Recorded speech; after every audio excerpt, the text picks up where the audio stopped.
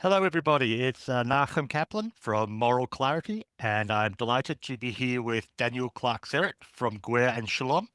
Excuse my pronunciation of the French there. Daniel is here to talk to us about his exclusive essay that has just been published on Moral Clarity, in which he argues that anti-Zionism is anti-Semitism. It's a pretty compelling thesis, I feel, but it's also a controversial one. A lot of people think there is a difference. So, hello, good evening, I guess good afternoon for you. Yeah, thank you. And good evening to you, Navham. How are you? I'm good, thank you. I'm good. Let's get into your polemic, and it really was a polemic. You don't pull any punches in it. Perhaps we could start with some sort of broad definitions. So when we're saying anti-Zionism and anti-Semitism, what do we mean by those terms? And are they interchangeable? Well, big questions there. All right. Well, I think Zionism is the national movement of the Jewish people, the belief that the Jews have a historic right to self-determination in the land of Israel. We can basically say that. We're not saying there are many flavors of Zionism. Some Zionists believe you have to live in the land of Israel, others don't. But the long and the short of it, and what applies to this particular conversation, is that it is a movement of national self-determination. In respect of anti-Semitism, and that's a big question which we may need to break down, but the point is, it's very hard to define anti-Semitism. But in my essay, I call it nomadism. It's about the state of being a nomad, which is to say that there are settled peoples in the world who live densely packed within one geographical area. And to those people, the United Nations and the Christian and Muslim countries find it very easy to say that those people are a nation. But there are many nomadic peoples, of which the Jews are the nomads par excellence, and they are treated basically, it's the feeling of not wanting immigrants, basically. So it doesn't matter the fact if you're rich or you're poor. You're damned if you do, or you're damned if you don't. If you're rich, you're stealing our money and you're stealing our jobs. If you're poor, you're dirty and you're kind of ruining our environment. If you don't assimilate, then you are a separate nation apart that thinks you're special. But if you're entirely assimilating, then you're kind of infecting our national moral values and our sense of what it means to be us. Perhaps in the case of the Nazis, you're literally destroying our gene pool. The Jew has no way of dealing with the issue. And even when they create their own state in the land of Israel, it's still that they are there a stranger in their region, not fully accepted, seen as a kind of a nomadic nation that has no right to self-determination. And that is, I suppose, the essence, in my view, of anti-Semitism. It's been a pattern that started with Abraham when he left his original birth homeland and never managed to stop and find a place to stay for a long time, always hounded out by the locals, whether it was in Canaan or Egypt. And that's been the pattern of Jewish life ever since. I'm intrigued by the term nomad. Yeah, When you think of nomads, I think of people with no home and wandering. yeah. But Jews aren't really wandering, are they? Or are they? I mean, Jews have been in many places for long periods now. Are they still nomadic?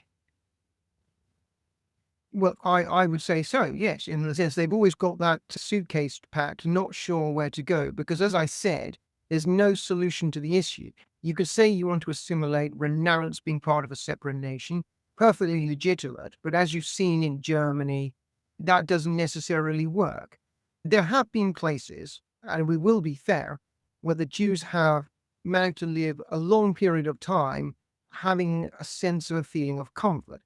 Modern America may be one, and also I would say that ancient Mesopotamia might be another one. They lived there a very long time, between when the Persians took over Babylon to all the period of the Talmud. The Jews were allowed to be a separate nation, and they liked it because it was easier for them to collect taxes. They appointed an exilarch. That guy was basically like their temporal ruler, and they were seen as very much part of the fabric of kind of Persian Babylon. But even then, there was a king, was in English, and he was pushed by the Zoroastrian priesthood to basically abolish the exilarch, abolish Jewish right to practice their law, It only happened in one generation, and then they went back to it was kind of a golden period there. But still, in one generation, it was hell. So you're never quite 100% sure whether you've got to move on. Right. So it's even if it's only one generation, it's still your father's story and your grandfather's story. So it actually stays in the collective memory much longer than one generation, I guess. But also, I think we have to dig deep into the whole principle of self-determination, because we say that there is an inherent right to self-determination. That's a principle of the United Nations, a principle since decolonialization. But I have to ask myself, to what sense that is a genuine principle? What it means is that the settled peoples have a right to self-determination.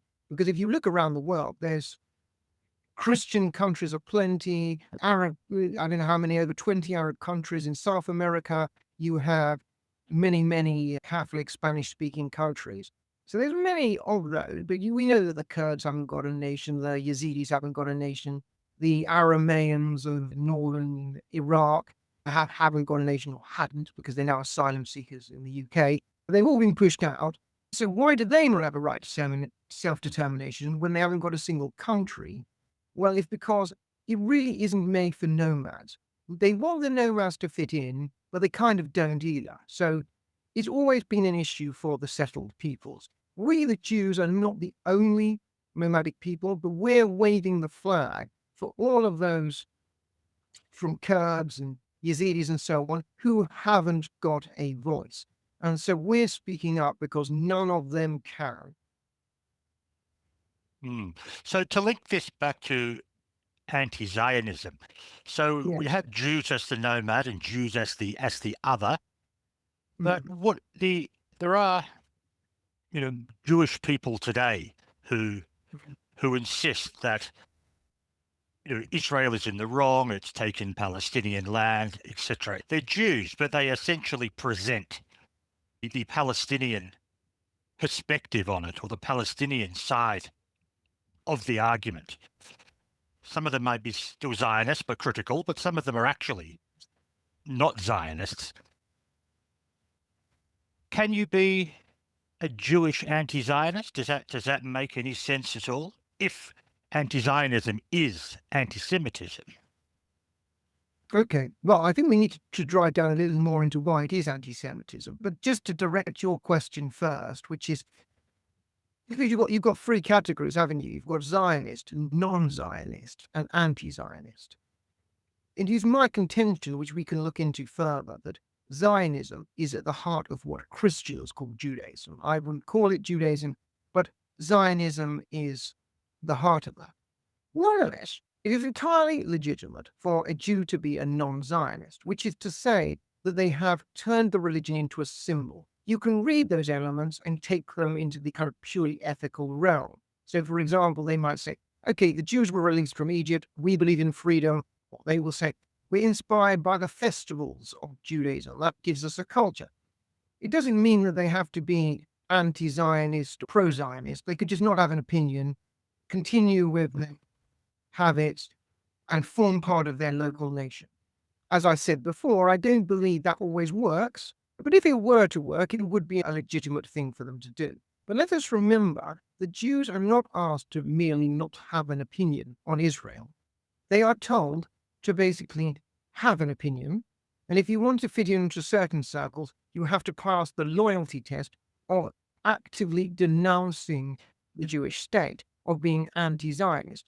Now, it may be true that there are some Jews who are deeply critical of Zionism because they're deeply critical of nationalism as a whole and the principle. Now, if that is the case, that's not anti-Semitic as long as it is consistent. So they could say, we're against Zionism, the national movement of self-determination for Jews, but we're also against American nationalism, we're also against Persian nationalism, we're against nationalism. I mean, I would argue with them about that, but that is not anti-Semitism. But on the whole, that's not the case. They're in the streets, they're waving Palestinian flags. So they reject an ancient nationalism in favor of one that's been in existence since the 1960s. So to me, they want to show their credentials. So I know that's a long answer, but the long and the short of it is they can be non-Zionist, no problem about that. They can just not have an opinion. And if people would leave them alone to not have an opinion, that would be fine. they can be against all nationalism. Well, what they cannot do is merely state that they're against Israel and Jewish nationalism. I think when they do that, I think they surrender membership of the Jewish people and they do become anti-Semites. Yes. Hmm. Some of it's performative, Yes. the desire to fit in. So Yes. anti-Semitism isn't always, sorry, anti-Zionism isn't always anti-Semitism. It's theoretically possible to be such. It's But theoretically possible to say that you're just against nationalism or against the nation. And we can argue about that, but it's a legitimate perspective. But anti-Zionism is kind of a unique belief that Jews, and I would say nomads more generally, do not have a right to a state. And the self-determination is based on dense population in single geographical areas.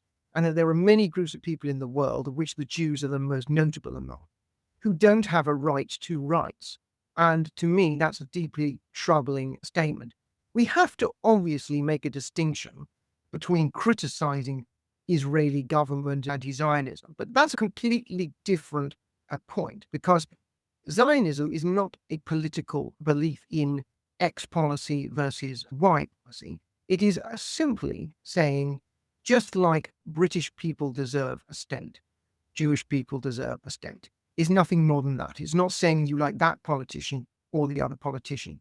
So it doesn't matter. You can criticize Israel all you want, as long as you do it with all other nations as well. But you cannot say that perhaps one of the very oldest nations in the whole world has not got the right to nationhood.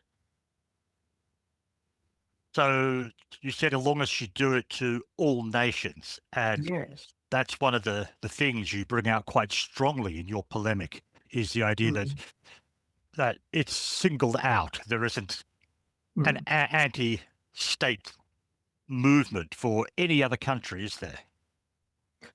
Well, I always did feel we have to explain this, but let's do it. And Yeah, unfortunately, I think we do. yes. Yeah, I do. It goes without saying that people who, when they have a foreign policy bugbear, only seem to have one about Israel. As we said in our last meeting, they're at best entirely indifferent to what's going on in other nations, or else they see it as a positive, our fault because of colonialism. Basically, no responsibility is given to any other countries in the world, however monstrous, however barbaric, but only Israel is singled out for condemnation, possibly America also. But they're the only two which are considered to be worthy of criticism. And to me, this is completely unacceptable.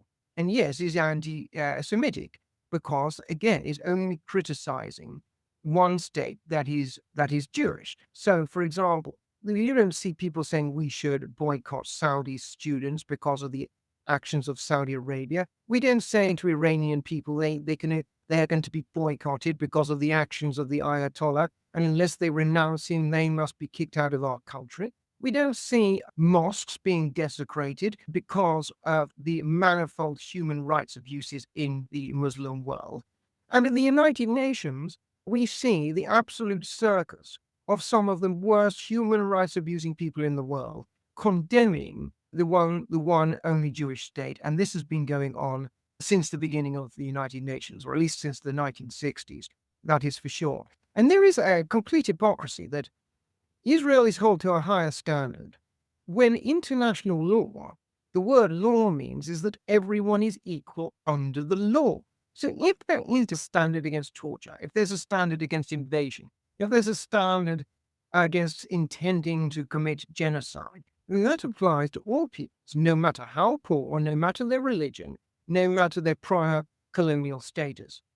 And if they're going to have two statuses, one for Israel and one on the rest, then those countries should not have any say within the institutions of the UN. If they have the privilege to pass judgment, then they need to have the responsibility to be judged. And they are not. And it is an outrage. Certainly agree with your condemnation of the UN. I think the word circus is a fair and kind description. And unfortunately, I think it's more malicious than that. I thought, wrongly as it turned out, that in the kind of generation that I grew up in, that it was kind of accepted that, anti-Semitism is wrong. It's just a moral wrong, and there was a general kind of awareness of that. And when we see these protests, okay, some of them have meaningless phrases such as, free Palestine. But when you're actively waving a Hamas flag around, and Hamas's charter is to destroy Israel and to murder its population, then we really have moved from anti-Zionism to anti-Semitism. Do you feel that calling yourself an anti-Zionist is just a way to get around the reputational stigma that is attached to being called a racist? Well, I'm not a racist, I'm just anti the creation of a state, and then you kind of delve into, fairly arcane topics of what gives a state a right to exist. So are they just cloaking their anti-Semitism? Well, it's very difficult, obviously, to see inside the minds of people, but I feel that they have an instinctive feeling that whatever Israel's doing is wrong. I think the cat is being let out the bag this week with people holding up signs with the Ayatollah saying that's on the right side of history. Now, they may say, they may have the opinion, which I could argue with, that they disagree with Israel's actions in Gaza. Fine, that's for another day's discussion. But in this particular scenario, surely there could be no argument because Israel is targeting nuclear weapons facilities, ballistic missile facilities, the IRGC, but not the regular army of Iran. It's not targeted any oil or gas facilities really so far. It certainly hasn't been targeting civilians. By contrast, Iran has been intentionally trying to commit war crimes by intentionally targeting civilian areas. It's really as black and white as that. Now, they could say, well, we agree on this, but we don't agree on that. Okay, that'd be fair enough, I suppose. We could speak about that. But the fact that they instinctively, some people on the far left, and also, the kind of Tucker Carlsons of this world on the other side as well, have instinctively just taken the anti-Israel side, no matter how despicable the other side, no matter how obvious and unconcealed these war crimes, means that it isn't really the Palestinians they're interested in, or the Iranians, or anything else. It's Israel. If Israel said the world was round, they would just disagree with it and protest on the basis that Israel said it. That's how ridiculous and, yes, anti-Semitic it is. Also, we need to observe their actual actions. In London, they wanted to route a march, so it passed by a synagogue, and the police stopped that, but they did it. Why did they want to do that? What has foreign Jews who are not part of the democratic process in Israel and maybe non-Zionists, as we said before, why do they need to be targeted? Why are Parisian synagogues being daubed with paint? They have to answer these questions. And why do they always say, oh, well, we've got some Jewish people who agree with us? I wouldn't say I've got some Muslim people that agree with me. It's not a pertinent point. Anti-Zionism is not necessarily anti-Semitic. It is perfectly rational to say that either you are against nationalism in general, or you believe that there's a particular cut-off date. And you say, right, past 1970, we don't want any more countries unless there's a kind of a consent with the kind of mother country. But first of all, Israel was from 1948, so it actually was one of the earlier countries established by the UN. But also, it is an ancient country. I want to address something that people don't seem to realize, which is that the West, at least the Anglo-West, is built on the model not of Pauline Christianity, but in fact on Judaism.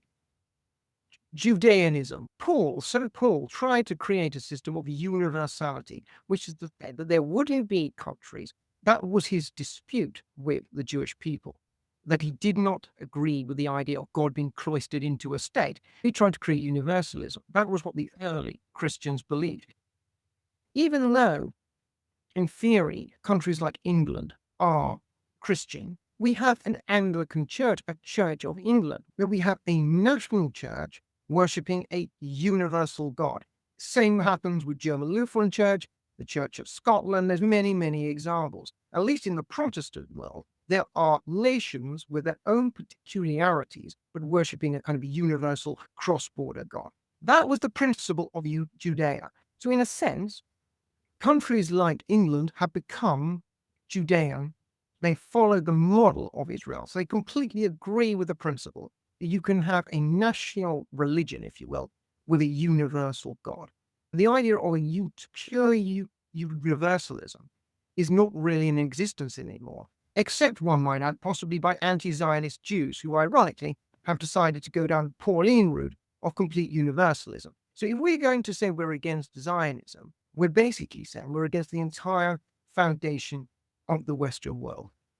Yeah, that's an absolutely outstanding point. What does that then mean in terms of nationhood?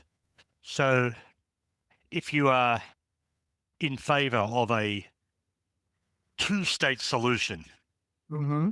whereby you're recognizing Jewish rights to a state and Palestinian rights to a state, and as you said, there are different standards applied to those two. There's opposition to the idea of an Israeli state, no opposition to the a Palestinian state created on the same kind of philosophical grounds. Tell me about the intersection of this and Marxism, because you've talked a lot about the sort of internationalist ideals of pull-in Christianity. Where do they intersect with like the far left? Because Marxism is also an internationalist ideology. Is that the point where they cross? Well, I think into like pure internationalism is where they cross, yes. And I think there's been many attempts at that. Pauline Christianity being the most famous. Communism, again, is another cross-border ideology. Islamism, I've talked about Saeed Qutb and his... Outstanding piece, by the way. That was a great piece. I learned a lot from that. Yeah, and I mean, he essentially also believes in internationalism, this time under Islam. They all basically believe that there needs to be some universal cross-border ideology, be it religious or not religious. That's not the key determining factor. It could be totally godless. It doesn't matter. And basically, they're going to impose from the top, impose freedom, if you like that oxymoron. Everyone, in complete defiance of human nature, is going to subsume all their desire for individuality and the desire to challenge that. They're all going to fall in line, and they're going to love their freedom. And they're going to impose that by force, be it at the butt of a Russian tank or an Islamist suicide bomb. It doesn't matter. So people say, well, what has the far left got to do with Islamism? Well, actually, quite a bit, because they're basically on the same page, which is we need to impose things from the top. Granted, when they get to the final stage, they'll both try to hang each other's on cranes in the middle of the square of Tehran. But until they got to that point, they want to have the same foundation. I should say, you mentioned about Palestinian nationalism. I perhaps should just come back on that. In theory, again, it's in theory that there's any problem with the idea of a two-state solution. It's perfectly justifiable for Palestinians who are living in the land of Israel prior to 1948, who feel that they have a separate cultural and political philosophy, to want to have some kind of state in that land too. You know, it is a compromise between settledness and nomadicness. We can argue how settled they were. Of course, many Palestinians moved in the 20s to Israel. Many moved in the 1830s. They're not as indigenous as what they're claiming. Well, they moved in when the Zionists brought it back to life. Well, no matter. They do have a right, in theory, to self-determination. And if both Jews and Palestinians do believe that their nationalisms are too incompatible, that they need to be in separate states, that's perfectly justifiable. If you believe, though, that Zionism is wrong, then you must automatically believe that Palestinian nationalism is wrong.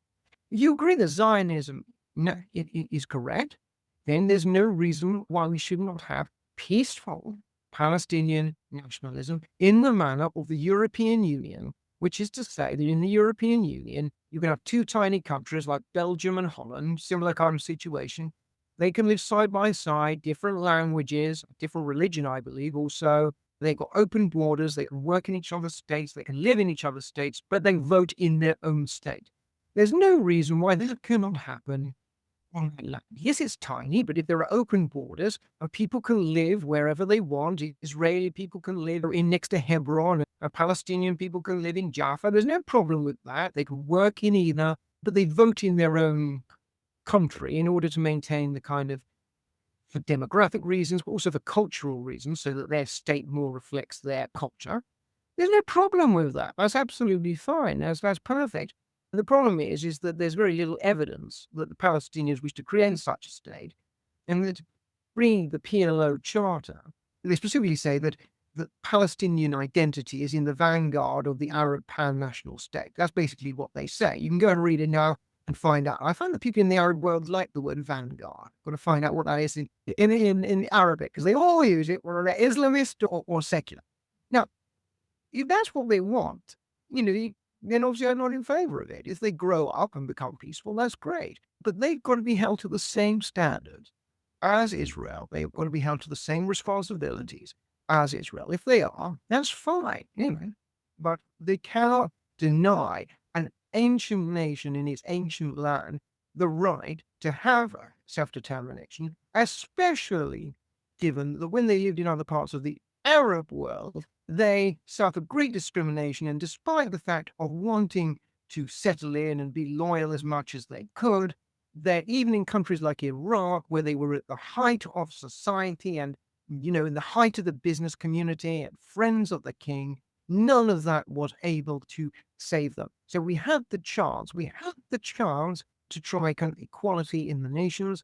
It failed in the Arab world. So the Arab world has a duty to allow a Jewish state in their regional homeland, their regional birthplace of their civilization. So does that, like in its present form, Palestinianism as an identity, as you say, it goes back to the 60s, is it inherently an anti-Zionist philosophy? Is Palestinian nationalism itself anti-Zionist? Because if you read the PLO Charter, it certainly sounds that way.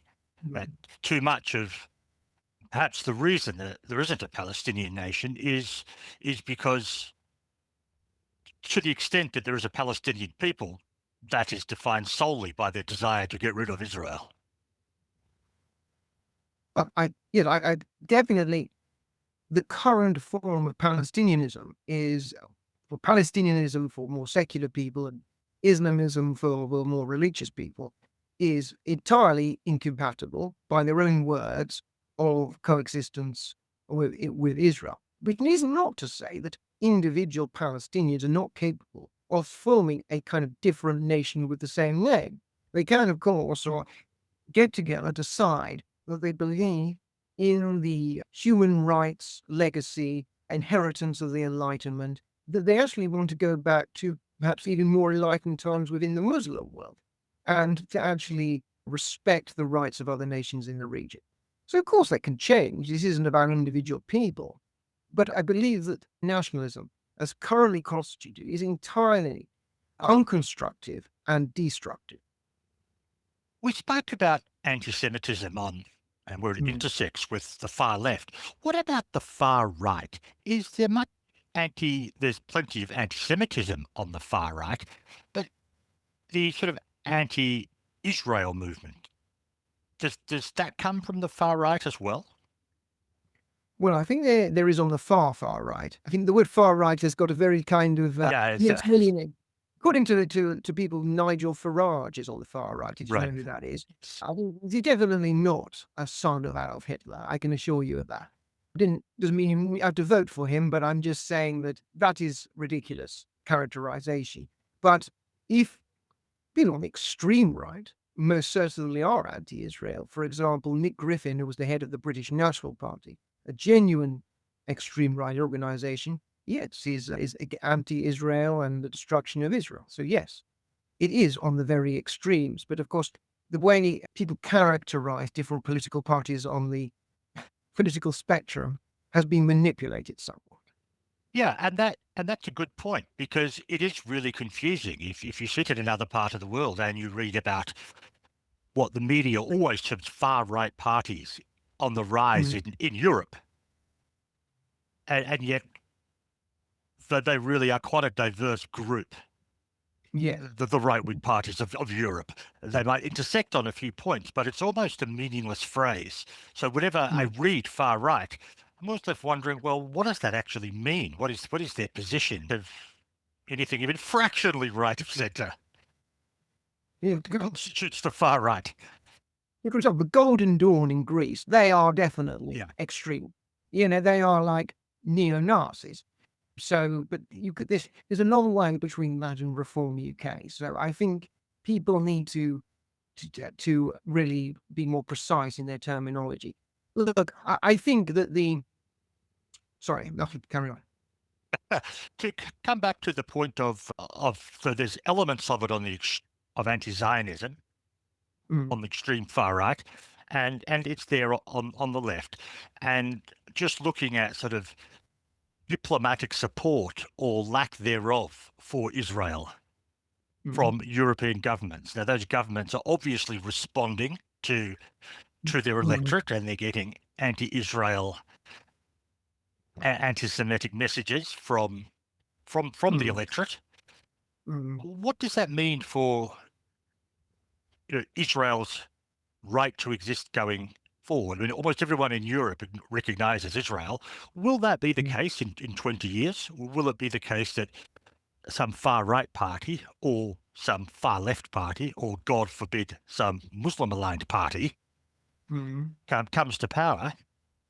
I can almost conceive of a situation. I can almost conceive of a situation in which all of Israel's Arab neighbors recognize it, Yes, but yes. the Europeans don't.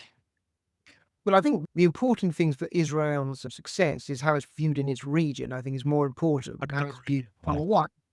And the most important thing, in my opinion, is that we're getting to the situation where the Arab countries, at least the wealthy Arab countries, the Gulf countries, are rather more interested in making money than proselytizing. As I said in that piece about Said, when England became tolerant as a country, basically when they started becoming interested in trade, or when people are interested in trade, they leave religion a little bit at the door. And that quote I did from Voltaire that basically said in the London Exchange there were people of all Christian denominations and Jews and Muslims and Christians working together, and the only infidel was bankruptcy, is what he said. Something very similar is happening in the United Arab Emirates, which is that essentially they realize that their reliance on oil or natural gas is going to run out. Or perhaps better, more accurate, is going to become uneconomic, I think would be the better way of putting it. And they realize they need to diversify. They need to get into the marketplace. Yes, they want to trade with Israel, but more important than that, they want to trade. As soon as you trade, there needs to be a diverse mix of people, and there needs to be peace as well. And so you see in the UAE, you see a synagogue, for example. There's no doubt that Islam is the dominant religion, just as Anglicanism was the dominant religion in 18th century England. But that doesn't mean that there's not tolerance, which is genuine. So I think if we go down that road, and they will have to, if they wish to maintain their lifestyles in those countries, and therefore they don't want to have a revolution in those countries, they're going to have to go down that road.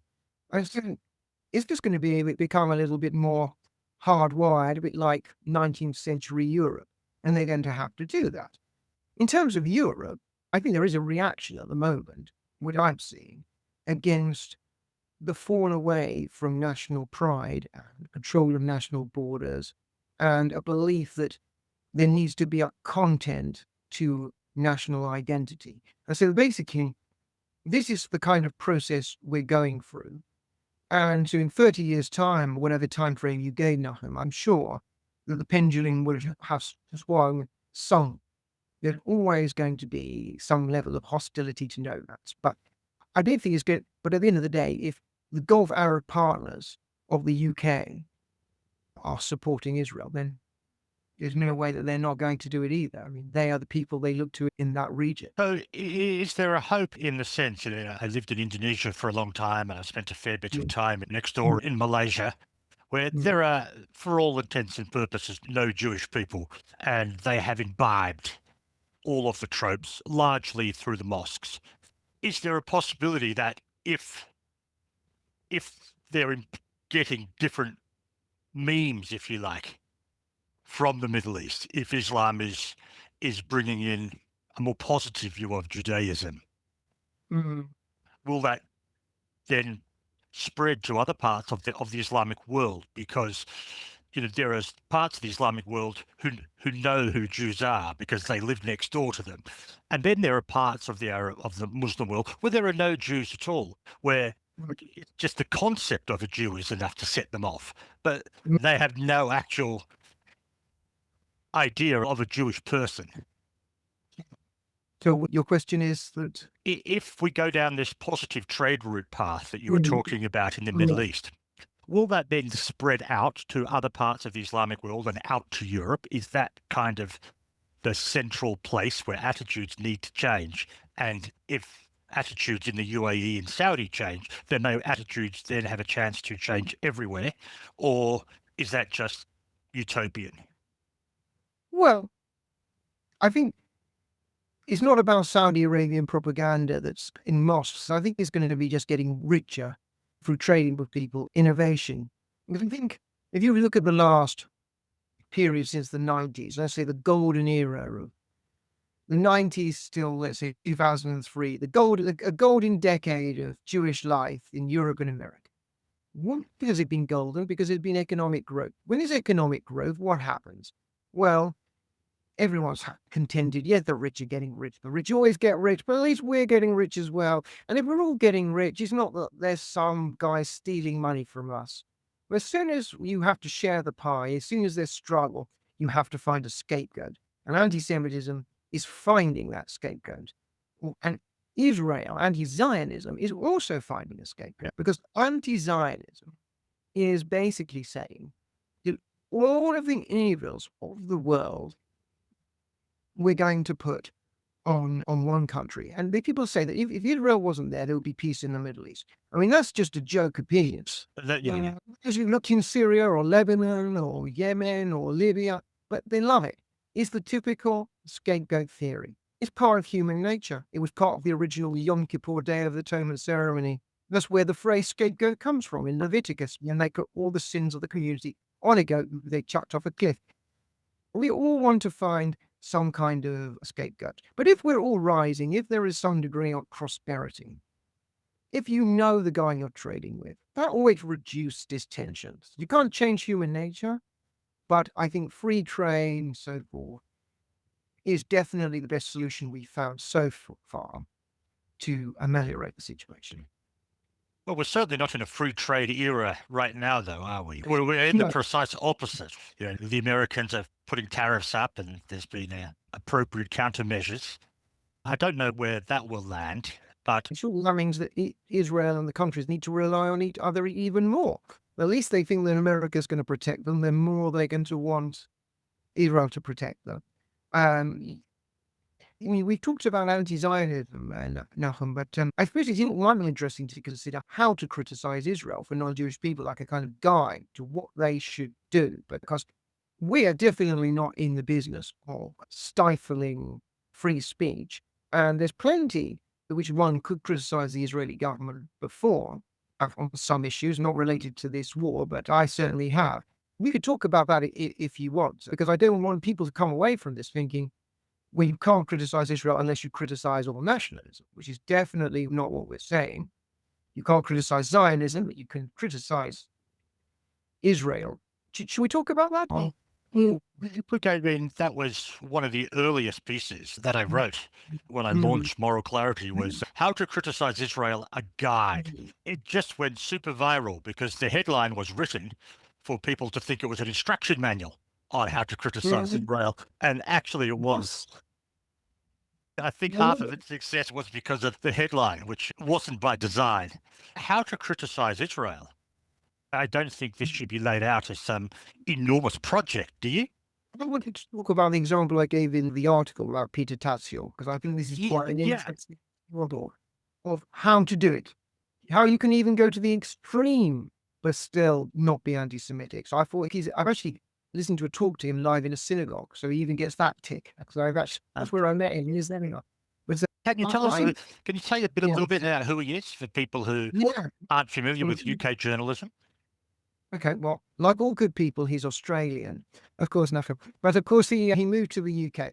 Now, Peter Tatchell is most famous for being a campaigner for gay rights, and that's been his big thing. He was active in Stonewall. He actually stood for a by-election in the English Parliament. He lost because of a great degree of homophobia.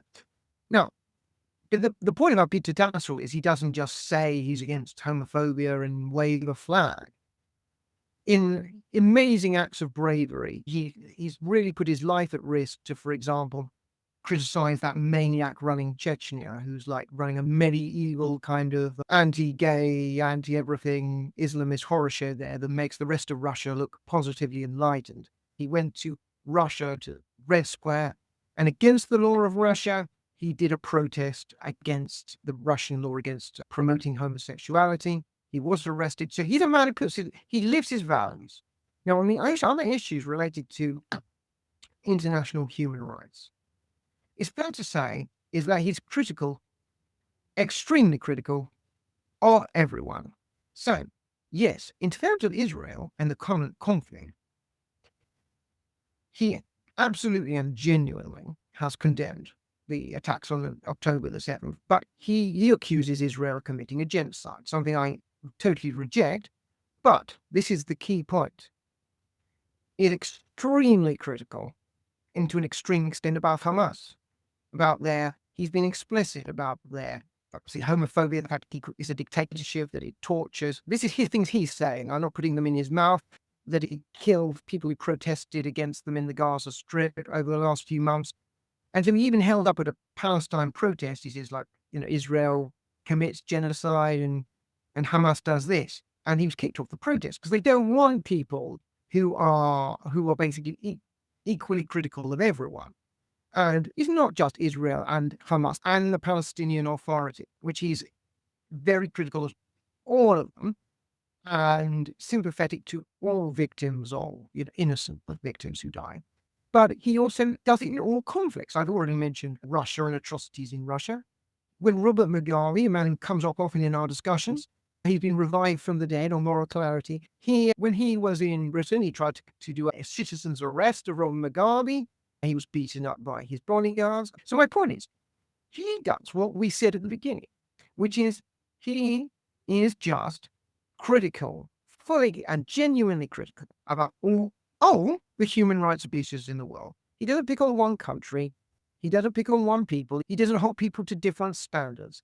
Everyone from Zimbabwe to Russia to Israel to the Palestinian Authority to Hamas to anyone else you can imagine, to the people who were homophobic against him when he stood in a British by-election, he is against all of them. Okay, it's a little bit miserable, but it's consistent and it's not anti-Semitic. That is what I would say. Even if you want to say things against Israel, which I completely reject, if you're saying those kind of things about everyone, then clearly you're not malicious. Clearly you are genuinely trying to improve human rights. And I admire that he lives his values. He puts his own life on the line. This is not a virtue signaling operation. He's prepared to even die for the things he believes in. The fact that he is so unique, the fact that we have to mention him by name, shows that this couldn't be more exceptional to the norm, which is just picking on one country and abusing one people. If more people like Peter Tatchell, the world would be a better place. Yeah, and journalism might be a better place too. Yeah. So I'm just mindful of time, but I do want to cover one Yeah. last topic, which actually is related to the media. If you ask people, and I've done this myself, give me one sensible reason that Yeah. you are so anti-Israel, but not Mm. vocal on other conflicts, you never get an answer. I've been asking it clearly for several decades now, and you never get an answer. But funnily enough, I did get an answer from somebody the other day in the media world who I put this to, and he said, oh, the Middle East is Israel's my speciality, he said. So this is the new cloak. No, I'm not obsessed with Israel. I just specialize in that part of the world. Which, Yeah. of course, these same journalists were wherever the news happened to be the week before, but Mm. that's their shtick now. But this anti-Zionism is almost prevalent in a lot of mainstream media now. How do we push back against that? Yeah, exactly. You're absolutely right, Nahum. And as I say, it's another iteration of what we were saying before, which is that you can criticize, but you have to criticize all equally. You can hold Israel to a high standard, to the standards of international law, quite right to, but they need to be held to everyone. That's why it's called a law. Equality under the law. You can do anything you like, but you need to apply a degree of consistency with principles. And one of the most ridiculous things that people say is that which you haven't mentioned, is that people have criticized Israel because we arm Israel. That's often one I've heard quite a lot. Now, first point, we give Israel weapons. Now, first of all, Israel gives the West weapons as well in fighting terrorism. There's a very close relationship. So it's a two-way relationship. Secondly, Israel gets vouchers from America to kind of support its arms industry. So I think they're getting a great deal out of it. It's definitely not just a gift that they're giving them. But again, they are holding in Britain. We don't just give weapons to Israel to the extent we do.